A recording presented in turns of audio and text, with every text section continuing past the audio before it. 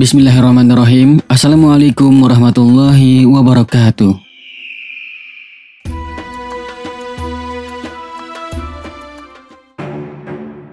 Ada beberapa hadis Rasulullah SAW yang mengabarkan tentang wanita akhir zaman. Salah satunya ialah tentang wanita dari suku Bani Daus, di mana yang menurut riwayatnya dikatakan bahwa wanita Bani Daus ini akan melakukan ritual akhir zaman di Mekah, dan ini akan menjadi pertanda bahwa kiamat sudah sangat dekat. Dan menurut kabar yang ada pula dikatakan sahabat beriman bahwa ritual wanita Bani Daus ini sudah terjadi di Mekah. Lantas, apakah benar Bani Daus sudah kembali? Ritual akhir zaman apa yang dilakukan Bani Daus di Mekah? Simak videonya sampai akhir hanya di channel Lensa Aswaja.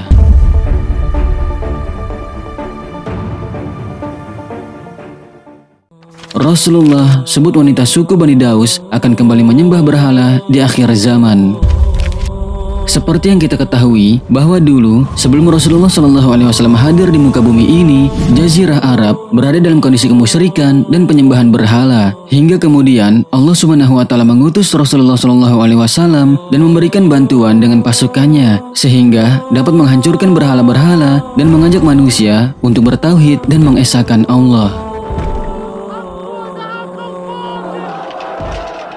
Akan tetapi, bersamaan dengan semakin dekatnya hari kiamat dan semakin jauhnya manusia dari agama serta ilmu pengetahuan agama, ternyata sebagian umat manusia ada yang kembali menyembah berhala. Fenomena ini merupakan salah satu dari tanda kiamat. Dari Sayyidina Abu Hurairah radhiyallahu anhu mengatakan bahwa Rasulullah SAW bersabda, hari kiamat tidak akan terjadi hingga bokong wanita-wanita suku Daus bergoyang di hadapan berhala Dzul Khulasah. Hadis riwayat Bukhari. Dzul Khulasah adalah nama patung berhala atau sebuah kuil yang pada zaman jahiliyah disembah oleh suku Daus sebelum Islam datang. Sedangkan maksud dari hadis Rasulullah SAW ini adalah bahwa kelak menjelang hari kiamat, para wanita suku Daus akan kembali bergoyang-goyang mengelilingi berhala Dzul Khulasah. Mereka kembali kafir dan menyembah berhala-berhala.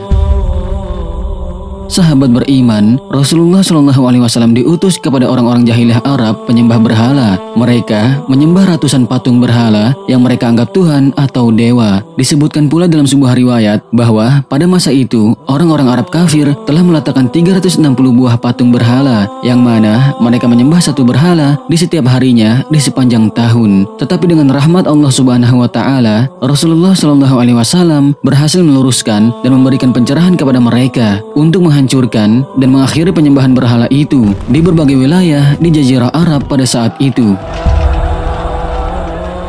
Salah satu berhala yang berhasil dihancurkan Rasulullah SAW ialah Dzul Khulasah, yaitu sebuah kuil berhala yang berada di Yaman. Dzul Khulasah merupakan kuil yang dulunya menjadi tempat ritual di mana para wanitanya berputar-putar mengelilingi berhala berupa ukiran sosok dewa di batu putih. Pada saat itu, kuil tersebut dibuat untuk menyaingi Ka'bah yang berada di Mekah, dan kuil itu dikenal sebagai Ka'bah Al-Yamaniyah.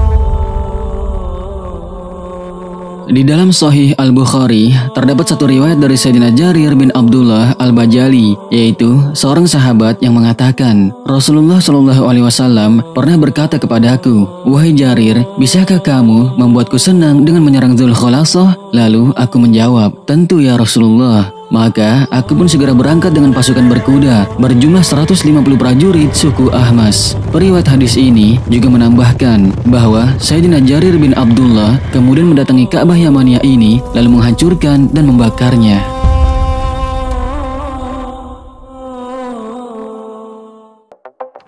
Sabda Rasulullah terbukti benar, wanita Bani Daus sudah ada di Arab saat ini.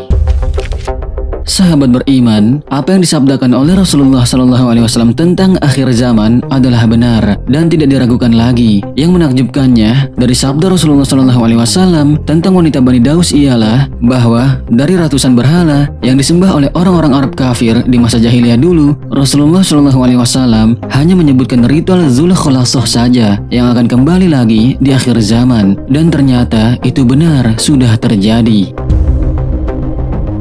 Menurut seorang sejarawan dari Lebanon, Profesor Kamal Es-Salimi, yang merupakan seorang profesor sejarah di American University of Beirut, mengatakan, sepeninggalan Rasulullah SAW dan Khulafaur Rasyidin, kultus Dzul Khulasah telah hidup kembali di Jazirah Arab, di pedalaman Asir di wilayah Arab Saudi, di mana tradisi ini bertahan hingga tahun 1815. Namun pada tahun itu, sebuah gerakan organisasi di Arab mengadakan operasi militer khusus untuk menekan kelompok penyembah berhala di berbagai bagian Asir, termasuk berhala-berhala yang dibangun kembali oleh keturunan Bani Daus juga telah berhasil dihancurkan oleh gerakan kelompok tersebut.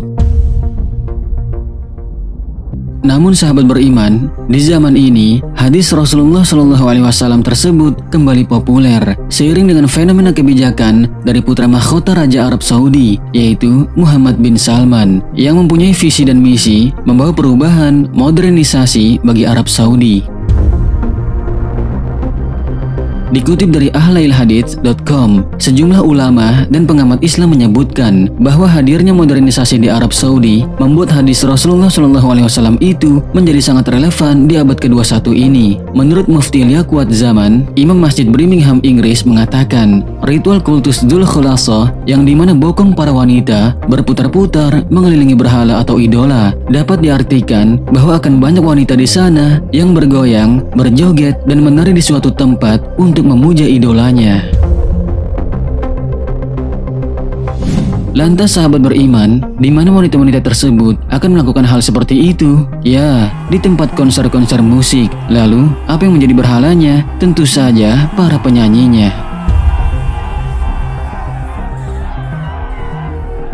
Faktanya sahabat beriman, Arab Saudi sejak beberapa tahun lalu telah membolehkan konser musik terbuka diadakan di sana, khususnya di daerah Hijaz. Seperti yang dikutip dari BBC.com bahwa Arab Saudi izinkan konser musik. Hal ini jelas membuat para cendekiawan muslim di berbagai dunia dan bahkan termasuk kita semua merasa prihatin dengan fenomena tersebut, dan itu menjadi bukti dari kebenaran hadis Rasulullah SAW. Wallahu a'lam.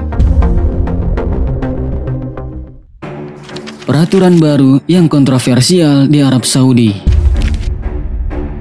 Satu persatu, peraturan di Arab Saudi mulai dilonggarkan. Sebelumnya Arab Saudi dikenal memiliki peraturan yang sangat ketat, khususnya bagi wanita. Arab Saudi memang kerap mendapatkan kritikan dari negara lain, terutama soal pembatasan hak dasar wanita. Kini, peraturan-peraturan ketat tersebut mulai longgar. Hal ini dilakukan semenjak Pangeran Muhammad bin Salman Al Saud memiliki rencana menjadikan Arab Saudi sebagai negara Islam moderat. Dikutip dari Merdeka.com, Pangeran Muhammad bin Salman membuat pernyataan yang cukup kontroversial, yaitu ia mencabut beberapa peraturan yang dulu dilarang dan kini diperbolehkan. Beberapa peraturan yang dicabut ialah, ia mencabut peraturan tentang wanita harus izin pria dahulu jika ingin bepergian, mencabut larangan bagi kaum hawa untuk mengemudi, membolehkan wanita menonton bioskop, dan membolehkan wanita menonton bola di stadion. Sahabat beriman, peraturan-peraturan tersebut dulunya dilarang dan kini telah diperbolehkan. Tentunya peraturan ini mengundang banyak pendapat yang berbeda dari berbagai kalangan. Ada yang menyambutnya dengan baik dan ada juga yang menyalahinya, sebab mengingat Arab Saudi adalah negara Islami yang sangat kental akan keislamannya. Semoga Allah Subhanahu wa Ta'ala menjaga dan menyelamatkan kita serta keturunan kita dari segala macam bentuk fitnah dan keburukan dunia dan akhirat. Amin ya Allah ya Rabbal Alamin. Wallahu a'lam. Wassalamualaikum warahmatullahi wabarakatuh.